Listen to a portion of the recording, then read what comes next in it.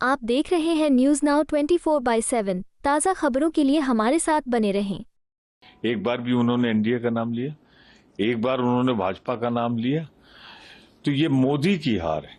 लेकिन इतना जरूर कहना चाहता हूं कि जनता के इच्छा के खिलाफ वो अपने आप को थोप रहे हैं। हमें जनादेश का पालन करना विपक्ष का धर्म है और जनादेश मोदी सरकार के खिलाफ। लोकतांत्रिक महाभारत जो हुआ है लोकसभा के चुनाव का, उसमें अगर महानायक बन के कोई उभरा है तो उसका नाम है राहुल गांधी। कांग्रेस नेता प्रमोद तिवारी ने कहा, लोगों ने नरेंद्र मोदी के नेतृत्व को खारिज कर दिया है।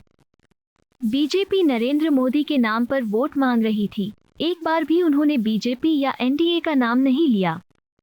नरेंद्र मोदी को नैतिक जिम्मेदारी लेते हुए प्रधानमंत्री पद का दावा नहीं करना चाहिए। वो लोगों की इच्छा के विरुद्ध खुद को थोप रहे हैं।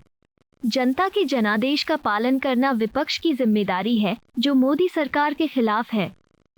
यह मोदी की हार है, एनडीए की नहीं। यदि राज्य इकाइयां केंद्र के लिए वोट पाने में विफल रही हैं, तो इसका मतलब है कि केंद्र विफल हो गया है। यह उनका अहंकार था। राम का पुनर्जन्म हुआ है, राम को कोई नहीं ला सकता। हाल ही में हुए इस लोकतांत्रिक महाभारत में राहुल गांधी नायक बनकर उभरे हैं। एक आदमी जिसको जनता ने नकार दिया, ये नेतृत्व नकारा गया है मोदी जी का। भारतीय जनता पार्टी एनडीए के नाम पर वोट नहीं मांग रहे थे, कह रहे हैं ये मोदी की गारंटी है। एक बार भी उन्होंने एनडीए का नाम लिया, एक बार उन्होंने भाजपा का नाम लिया, तो ये मोदी की हार है। मोदी की जब हार है तो उन्हें नैतिक जिम्मेदारी लेते हुए प्रधानमंत्री पद पर दावेदारी नहीं करनी चाहिए। लेकिन ये तो मैं कह सकता हूं, कोई कठोर शब्द उनके लिए इस्तेमाल नहीं करना चाहता, लेकिन इतना जरूर कहना चाहता हूं कि जनता के इच्छा के खिलाफ वो अपने आप को थोप रहे हैं। हमें जनादेश का पालन करना विपक्ष का धर्म है और जनादेश मोदी सरकार के खिलाफ।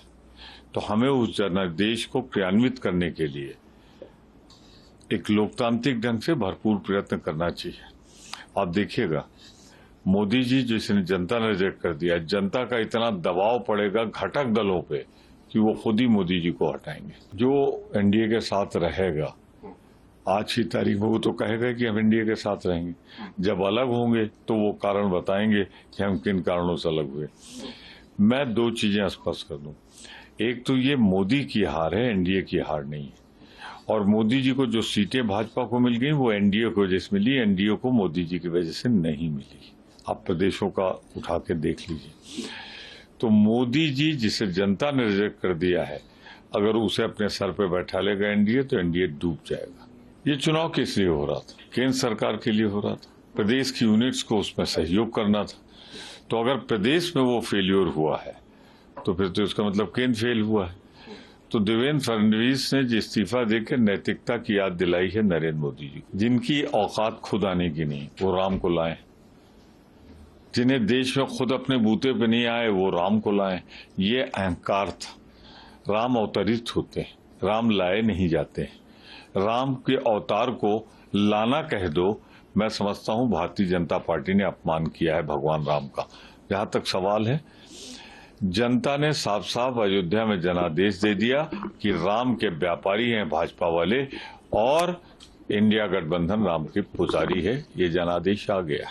लोकतांत्रिक महाभारत जो हुआ है लोकसभा के चुनाव का, उसमें अगर महानायक बन के कोई उभरा है तो उसका नाम है राहुल गांधी।